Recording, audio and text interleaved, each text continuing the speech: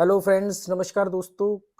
कई लोगों ने बोला कि भी आप कई कंट्री घूमते रहते हो। पिछले साल भर में 7-8 कंट्री में गया हूँ। तो सबसे ज़्यादा जैसे मैं दुबई में रहा, 2 बार गया और अभी थाईलैंड में भी आया हूँ, मैं दूसरी बार ही आया हूँ। तो लोगों ने बोला थाई लोगों के भी में और यूएई लोगों में क्या फ़र्क आपने देखा?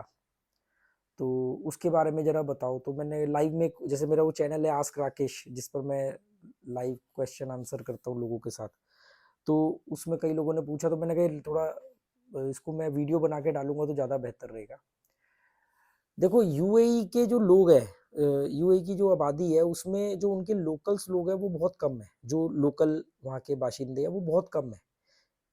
शायद 16% होंगे या 15-16% होंगे। एग्ज़ैक्टली मुझे याद नहीं पर मतलब बहुत कम है। अ, वो लोग वहाँ के सुपर रिच लोग हैं, शेख जो होते हैं वहाँ के वो सुपर रिच है क्योंकि ज़मीन है उनके पास। उनके पास ज़मीनें हैं, उनके घर बहुत बड़े-बड़े होते हैं, सारे शॉपिंग कॉम्प्लेक्स, बड़े-बड़े होटल सब उनकी ज़मीनों पे बने हैं। मतलब वो रेंटल इनकम है उनकी और बड़े-बड़े बिज़नेस में उनके वो इन्वेस्टर हैं। तो वो जो लोकल्स हैं और वो गवर्नमेंट की भी जो एडमिनिस्ट्रेशन की जो पोस्ट होती है उसमें है लोकल्स। तो वो लोगों का जो लाइफ़स्टाइल है, जो लोकल्स का वहाँ का, वो बड़ा रॉयल लाइफ़स्टाइल है। वो बड़े उनका लाइफ़स्टाइल ना जिसे कहते हैं ना लेविश लाइफ़स्टाइल, रिच लाइफ़स्टाइल। हमें दिखेगा कि अरे उन्होंने सिर्फ़ वो व्हाइट कलर के गाउन पहने पर वो बहुत एक्सपेंसिव गाउन होते हैं, उनके पास एक्सपेंसिव गाड़ियाँ होती हैं। उनकी जो फीमेल्स हैं, उनके जो जो वो बुर्का पहनती हैं, वो बहुत एक्सपेंसिव होते हैं। वो खूब शॉपिंग करते हैं, खूब बढ़िया खाते हैं, बढ़िया गाड़ी चलाते हैं, बड़े-बड़े घर होते हैं उनके। बाकी के जो दुनिया भर से लोग वहाँ आते हैं, वो वहाँ पर काम करते हैं। जैसे कि इजिप्शियन जो होते हैं वो थोड़ी बड़ी पोस्ट पर होते हैं। मतलब समझ लो क्योंकि उनकी और इनकी लैंग्वेज सेम है तो कम्युनिकेशन आसानी से हो जाता है। जो मैंने महसूस किया, मैं नहीं कह रहा कि मैं 100% सही हूँ। तो इजिप्शियन को जैसे मान लो कि मैनेजर या उससे ऊपर की पोस्ट इजिप्शियन को उन्होंने दे दी वो क्योंकि वो सीधा नीचे के लोगों से कम्युनिकेट नहीं करते। लैंग्वेज प्रॉब्लम भी आती है और फिर क्यों करेंगे? चाहे वो इंडियंस हो, बांग्लादेशी हो, फिलिपिनो हो, कहीं पे भी हो। तो इजिप्शियंस को उन्होंने क्योंकि लैंग्वेज सेम होने की वजह से, तो उनका तो एक बड़ा रिच रॉयल लाइफ़स्टाइल है। पर मुझे लगता था कि शुरू-शुरू में दुबई जाने से पहले मुझे ऐसा लगता था कि उनके अंदर बड़ा एटीट्यूड होगा, पर ऐसा कुछ ख़ास है नहीं। बाकी वो अपनी जगह पर गर्व हर एक को होता है और वो लोग कोई ओवर कॉन्फिडेंट नहीं है कि भी हम मतलब वो एक होता है ना कि घमंड के वो अंदर नहीं है। अपने आप में मस्त रहते हैं, रिज़र्व रहते हैं, पर किसी को परेशान नहीं करते हैं और बल्कि केयर करते हैं और उनकी मेंटालिटी देखो आप कि उन्होंने पूरी दुनिया के लोगों को अपनाया है। उन देशों के लोगों को भी उन्होंने अपने यहाँ पे आने दिया, रहने दिया, काम करने दिया, कि जिन लोगों का लाइफ़स्टाइल उनके लाइफ़स्टाइल से या उनके रिलीजन से बिल्कुल अपोज़िट भी है। तो मतलब उन्होंने अपना दिल बड़ा किया कि वहाँ पर वाइन शॉप नहीं है, मतलब ये उनका जो रिलीजन को वो लोग फ़ॉलो करते हैं, एक इस्लामिक कंट्री है। तो अल्कोहल नहीं पीते हैं, मतलब अल्कोहल वैसे वो कुछ लोग पीते होंगे पर नॉर्मली नहीं है। तो वहाँ पर बाकी लोगों के लिए उन्होंने बार को परमिशन दिया हुआ है। जो लेबर है वो बार में नहीं जा सकती, जो छोटे काम करते हैं। तो उनके लिए उन्होंने जगह-जगह पर कोने में एक-एक वाइन शॉप खोली हुई है। मतलब ऐसा ओपन वाइन शॉप नहीं होती पर होती है, पर बहुत कहीं कोने में दूर जाके क्योंकि सिर्फ़ इन लोगों के लिए, ठीक है? बार आपको हर जगह मिल जाएँगे, पब मिल जाएँगे। उन लोगों को स्मोकिंग का ज़्यादा शौक होता है। तो मैं ये देखता हूँ कि वो एक धार्मिक कंट्री है, इस्लामिक कंट्री है, उसके बावजूद उन्होंने हर तरह के, हर देश के लोगों को अपनाया, आने दिया अपने यहाँ। उनके लाइफ़स्टाइल पर भी कोई प्रतिबंध नहीं लगाया। मतलब आप कुछ ऐसे आपको शॉपिंग सेंटर मिल जाएँगे, मनीला शॉपिंग सेंटर है, जहाँ रसल खेमा में, वहाँ पर आपको पोर्क भी मिल जाएगा, आपको क मतलब वो जो जिनकी लाइफ़स्टाइल है, उनके लिए उन्होंने छूट दी हुई है। बस आप वहाँ पर तमीज़ से रहो। उनका एक ही वो है कि आप आओ यहाँ काम करो मेहनत से, ईमानदारी से और तमीज़ से रहो। नहीं तो बहुत हेवी फ़ाइन है वहाँ पे हर चीज़ को लेके और उसके बाद फ़ाइन से भी बात नहीं बनेगी तो फिर पनिशमेंट है या सीधा उठा के डिपोर्ट कर देते हैं। तो ये वहाँ का है लाइफ़स्टाइल। रिज़र्व टाइप है, मतलब जल्दी आपसे घुलेंगे-मिलेंगे नहीं पर वैसे अच्छे हैं, ठीक है? यहाँ पे क्या है थाईलैंड के अंदर थाईलैंड एक बड़ी कंट्री है। अभी मैं नॉर्थ प्रोविंस में हूँ थाईलैंड के, मतलब जो म्यांमार चाइना वाली साइड का थाईलैंड है। चिंग माई में हूँ मैं इस समय। यहाँ गांव वगैरह में फार्मिंग वगैरह करते हैं लोग। थाईलैंड को एक्चुअली में हम इंडियंस तो एक ही नज़र से देखते हैं। थाईलैंड हो गया, गोवा हो गया, उसको हम देखने का हमारा नज़रिया एक ही है कि भाई ये सेक्स फ्री कंट्री है, हम ऐसा मानते हैं। मतलब जब हम छोटे थे तो हम तो ऐसा भी सुनते थे कि अरे थाईलैंड तो सेक्स फ्री कंट्री है, वहाँ तो लोग कपड़े ही नहीं पहनते हैं। आज भी बहुत सारे इंडियंस जो हैं, जो कभी आए नहीं है, जिनके पास पासपोर्ट नहीं है, जो कभी वो यूट्यूब पर यूट्यूबर्स ने उल्टा सीधा फैला रखा है, तो ऐसा लगता है उनको कि थाईलैंड के अंदर हर जगह पर ये चीज होती है, हर लड़की इस चीज के लिए तैयार है। ऐसा बिल्कुल भी नहीं है, ऐसा बिल्कुल भी नहीं है। थाईलैंड, उनको ऐसा लगता है बैंकॉक एयरपोर्ट पे उतरेंगे तो उतरते ही वहां की गवर्नमेंट वीजा की स्टैंप लगाने के साथ एक लड़की साथ में भेज दे देगी। जैसे गोवा उतरते ही सबसे पहले वो लोग एक सेल्फ ड्राइव वाली बाइक या कार लेते हैं, बियर की बोतलें लेते हैं और फिर हुड़दंग मचाते हैं, तो वो है। जबकि यहाँ ऐसा नहीं है। हर जगह पर एक एरिया होता है, जो इंडिया में भी हर शहर में एक एरिया होता है। जैसे बैंकॉक में अगर हम बात करें तो सुखमवित है, जहाँ नाना प्लाजा है उसके आसपास का एरिया सुखमवित है, या खाउसन रोड है। बाकी बैंकॉक में ऑफिसेस हैं, काम करते हैं, लोग रहते हैं, ये सब चीजें हैं। ऐसे ही पतिया में भी एक पर्टिकुलर एरिया है। हर जगह पर एक एरिया है, बाकी जगह पर वहां के लोकल लोग रहते हैं, दूसरे देशों से आकर के लोग काम करते हैं।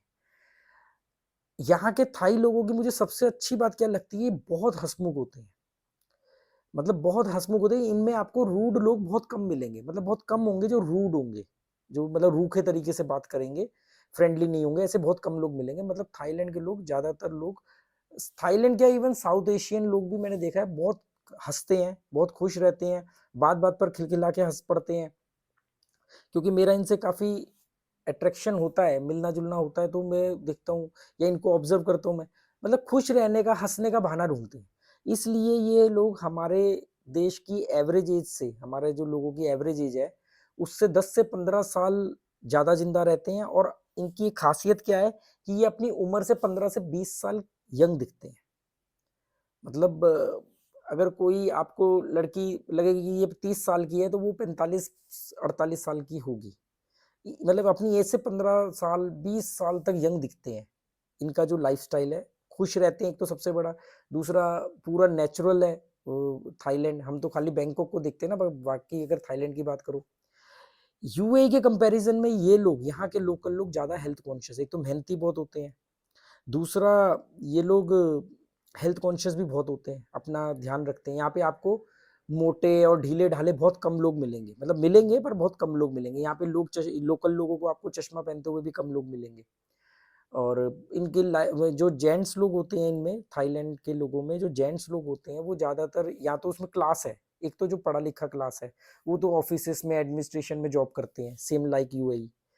पर एक जो बाकी की पूरा थाईलैंड है, जो गांव है छोटे छोटे, इतना बड़ा, इतने सारे प्रोविंस है, इसमें स्टेट्स हैं, उसमें जो लोग गांव में काम करते हैं, वहां पर गरीबी भी है। तो वो लोग अपना जो है कुछ ना कुछ हैंडीक्राफ्ट हो गया, कुछ अपना जो लोकल फार्मिंग हो गई, इस तरह के काम करके अपना पेट भरते हैं।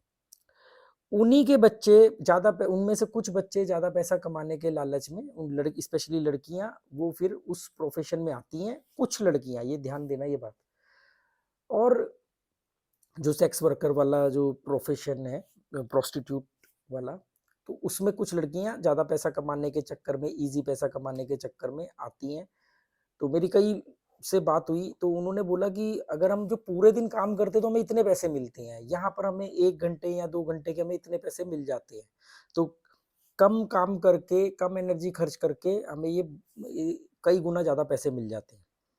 और उन सबके ना, मैंने ज्यादातर एक चीज उनमें कॉमन पाई है कि उनमें ना गोल होते हैं, कि उनके गोल है कि भी हमने इतने साल काम करना है, ये चीज करनी है। किसी ने सोच रहा कि इतने साल ये काम करूंगी और उसके बाद अपना घर बना लूंगी, दुकान बना लूंगी, और दुकान पे मतलब कुछ भी खोल लेंगे, काम बिजनेस करेंगे। कुछ का ये है कि भी मैं ये करूंगी। सबके मतलब गोल टारगेट है। कुछ अपने बच्चों के लिए करते हैं, कुछ जो इस क्लास के, इस वर्ग के जो जेंट्स होते हैं, वो ज्यादातर फिजिकल वर्क करते हैं। जैसे हालांकि फिजिकल भी यहाँ पे औरतें ज्यादा, मेहनत वाला काम भी औरतें करती हैं, पर मैंने देखा है ज्यादातर आदमी जो है वो बाइक चला रहे हैं, वो जो ई बाइक होती है, क्या बोलते हैं, taxi bike, bike taxi, cylinder ढोना, मेहनत वाले काम करना। ठीक है। हाँ, वो उस टाइप के, और ज़्यादातर वो लोग थोड़े से डेडिकेशन कम होता है, मेहनत कम करते हैं, मतलब काम के प्रति ना उनका झुकाव थोड़ा-सा कम होता है, उतना ही कमाओ बस शाम को खर्चा-पानी निकल जाए। ज़्यादातर यहाँ पर औरतें काम करती हैं जो अपना घर चलाती हैं। और ये यहाँ पर हम आदमियों को निकम्मा नहीं बोल रहे हैं कि यहाँ का इनका कल्चर का पार्ट ही ऐसा है। अच्छा, एक और बड़ी कमाल की बात आपको बताऊँ कि हमारे को पता नहीं क्या भ्रम है थाईलैंड को लेके, यहाँ पे ऐसा नहीं है कि कोई लड़की पैदा हुई, बड़ी हुई तो जी उसने जी प्रोस्टिट्यूशन में जाना है या उसके माँ-बाप को यहाँ पर लड़की शादी जैसे जो हमारे यहाँ जैसे शादी होती है, यहाँ पे उस तरह से शादी नहीं होती है। शादी का मतलब ये है कि अगर लड़का-लड़की ने पसंद किया, वो लिव इन में रहने लग जाते हैं। लड़के ने आके लड़की वाले को लड़की को थोड़ा-सा गोल्ड दे दिया 2-4 लोगों के सामने या कोई आइटम दे दी, तो हो गई एक तरह से शादी। ठीक है? बाकी अलग-अलग प्रोविंस है तो वहाँ के अलग-अलग रिवाज है, पर जो मेरे को मालूम पड़ा कि मतलब शादी इम्पोर्टेंट नहीं है, बिना शादी के भी आराम से यहाँ लोग रहते हैं, बच्चे भी पैदा करते हैं, लिव इन में भी रहते हैं। यहाँ पर क्या है कि जो शुरू में जब लड़कियाँ 15 साल के बाद में या 18 साल की एज के आस-पास जब लड़कियाँ होती हैं, वो काम करती हैं, कोई होटल में काम करती है, कोई किसी यहाँ पर इलेक्ट्रॉनिक्स के टीवी वगैरह ये सब बनाने की बहुत फैक्ट्री है, मैन्युफैक्चरिंग यूनिट है बैंकॉक और पतिया के बीच में काफ़ी सारा इंडस्ट्रियल एरिया, वहाँ पर काम करती हैं। तो ये प्रोस्टिट्यूशन में जो लड़कियाँ आती हैं, कुछ लड़कियाँ जो आती हैं, वो आती हैं 30 साल के बाद। 30 साल, 35 साल की एज में आती। वो उसके कारण क्या है कि यहाँ पर जो यहाँ के जो जेंट्स हैं, उनमें लॉयल्टी नहीं है, वफ़ादारी कम है। तो वो क्या होता है कि वो ब और दूसरा क्या है गाँव वगैरह में माँ-बाप जल्दी शादी कर देते हैं, शादी तो होती नहीं मतलब लिव इन में भी ठीक है, अभी रह लो साथ में। तो जब आप 18-20 साल की उम्र में शादी कर दोगे, मतलब लिव इन में रहने लग जाएँगे और वो बच्चे पैदा कर लेंगे या बच्चे नहीं भी किए तो भी, तो थोड़ी दिनों बाद मैच्योरिटी आती है, विचार अलग-अलग होते हैं, वो ब्रेकअप हो जाता है। अब वो ब्रेकअप हो जाता है, जब ऐसा 1-2 बार होता है, तो उसके बाद में फिर कुछ लड़कियाँ इस प्रोफ़ेशन में आती हैं, फिर वो उनका करियर बढ़िया बन जाता है, पैसे अच्छे आने लगते हैं, तो बाकी की लड़कियों को मोटिवेशन मिलता है कि अरे यार, हम तो मेहनत करके इतना कमा रहे हैं। क्योंकि बहुत एक तो ना यहाँ पर क्या है, इनके इनकी बहुत ये दिखने में बड़े खूबसूरत होते हैं। इनकी बॉडी की जो शेप है, जो मतलब फिगर जिसको हम बोलते हैं, वो बहुत अट्रैक्टिव होता है, बहुत सुंदर फिट होते हैं, लड़के भी और लड़कियाँ भी।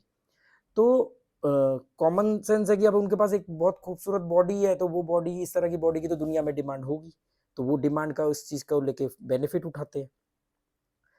पर ऐसा कुछ ही लड़कियाँ करती हैं और देखने का नज़रिया क्या है, पूरा थाईलैंड ऐसा है।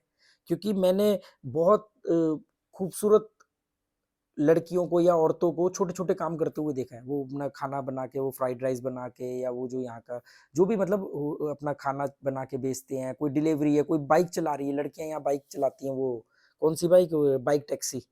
वो और वो दिखने में इतनी सुंदर होती हैं, वो बाइक चला रही है, कोई कोई होटल में काम कर रही है, कोई कहीं कर रही है और ये एजेड की भी बात कर रहा हूँ।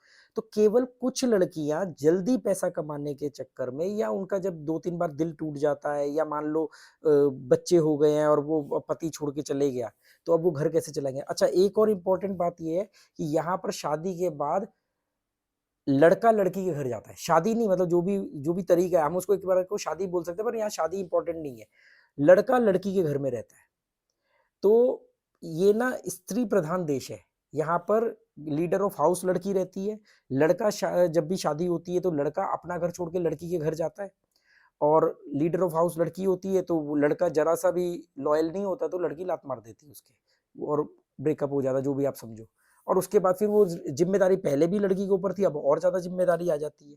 और यहाँ के जो लड़के हैं वो मैंने मतलब जो देखा है कि उनमें डेडिकेशन होता है ना, कि जुनून, क्योंकि लीडर ऑफ हाउस नहीं है ना वो, लीडर ऑफ हाउस यहाँ पे लड़कियाँ हैं, तो वो इस बात का फ़ायदा उठा लेते हैं और अपने आप को लापरवाह बना लेते हैं। तो यहाँ का बड़ा डिफरेंट कल्चर है, डिफरेंट लाइफ़स्टाइल है और अलग-अलग क्लास है। एक बैंकॉक के अंदर लोकल जो रह रहे हैं, जो बैंकॉक के अंदर लोकल रहने वाले लोग हैं, उनके पास प्रॉपर्टी है, वो वेल एजुकेटेड है, वो बड़े-बड़े ऑफिसेज़ में काम कर रहे हैं या वो एडमिनिस्ट्रेशन में या उनका रेंटल इनकम है। वहीं पर एक वो लोग हैं, जो गाँव वगैरह में रहते हैं, जिनके पास पैसों की तंगी है, जो बहुत मेहनत करने के बाद में उनको थोड़ा-सा पैसा मिलता है। एक वो थाई लोग हैं। हम सबको एक नज़र से नहीं देख सकते। अब बैंकॉक में जो लोकल बैंकॉक का रहने वाला है, वो उसके घर का कोई लड़की थोड़ी प्रोस्टिट्यूशन में आएगी। वो तो सुपर रिच है। जितने भी आपको लड़कियां बैंकॉक में या पत्तिया में या फुकेट में या और कहीं भी आपको मिलेंगी थाई लड़कियां, या थाईलैंड से बाहर भी जा करके जो लोग ये लड़कियां स्पा वगैरह में काम करती हैं, वो सब छोटे छोटे शहरों से आती हैं, गांव से आती हैं, और वो ये काम करती हैं। बैंकॉक में रहने वाली तो लड़कियां, और ये पढ़ी लिखी होती हैं, क्योंकि यहाँ पर किसी के साथ सेक्स करना ऐसा नहीं माना जाता कि वो मतलब इज्जत चली गई, बदनाम हो गई, बदचलन हो गई, इस तरीके से नहीं देखा जाता। थाईलैंड में प्रोस्टिट्यूशन को भी रिस्पेक्ट की नज़र से देखा जाता है। मतलब ऐसा नहीं कि अरे ये तो प्रोस्टिट्यूट है, ये तो नाना प्लाजा में जॉब करती है, ऐसा नहीं है। नाना प्लाजा के बारे में लोग मुझसे बहुत सारे सवाल पूछते हैं, बड़े मजे लेते हैं, पर वो जिसका जैसी सोच है, जैसे वैसा उसका नजरिया होता है। मैं अभी नाना प्लाजा के पास में ही होटल लेकर के 2-3 दिन रहा था, बिल्कुल साथ में ही, मतलब 20 कदम, नाना प्लाजा के 20 कदम साथ में मेरा होटल था। तो नाना प्लाजा की टाइमिंग क्या है, 7 बजे नाना प्लाजा खुलता है और 2 बजे बंद होता है। तो वीडियो ऑलरेडी 15 मिनट का हो चुका है। मैं नाना प्लाजा के ऊपर आगे वीडियो बनाऊंगा, अगला वीडियो, क्योंकि बहुत लंबा हो जाएगा, कि नाना प्लाजा में मैंने क्या चीज़ें महसूस की हैं। तो ये थाईलैंड के लोगों में है कि खुश है, और इनकी वो मतलब समझ लो, अगर हम ये कहें, मैं ये हमेशा कहता हूँ, पिछली बार भी मैंने कहा था कि हम अभी सोच के मामले में थाईलैंड से 200 साल पीछे हैं। मतलब इनकी सोच हमारे उस ऋषि लेवल के लोगों की या उस तरह के लोगों की सोच है, जिन्होंने कामसूत्र लिखा, जिन्होंने अजंता एलोरा की गुफाओं में संभोग की पोज बनाए, एम्बोस किए। कई ऐसे मंदिर हैं, खजुराहो के मंदिर हैं, तो जो उन लोगों ने किया, उनकी सोच जो थी ना, वो थाईलैंड के लोगों की सोच है। यहाँ पर सेक्स करने या सेक्स किया या किसके साथ किया कितनी बार, उसके नजरिए से करेक्टर का डिसाइड नहीं होता है, करेक्टर डिसाइड नहीं होता है। करेक्टर डिसाइड होता है लॉयल्टी के लेवल पे, कि आप कितने वफादार हो। सेक्स से वफादारी जज नहीं होती है ज्यादातर, 100% कुछ भी नहीं होता, हमेशा बोलता हूँ। तो ये मेरा छोटा सा ऑब्जर्वेशन था। अभी इसमें काफी करेक्शन भी हो सकते हैं फ्यूचर में, कई चीजें इसमें मुझे नहीं मालूम पड़ेंगी, कई चीजें हो सकता है मुझे किसी एक छोटे से इलाके की मालूम पड़ी हो। तो जैसा भी कुछ मालूम पड़ेगा आप लोगों को बताता रहूंगा। Okay, good bye.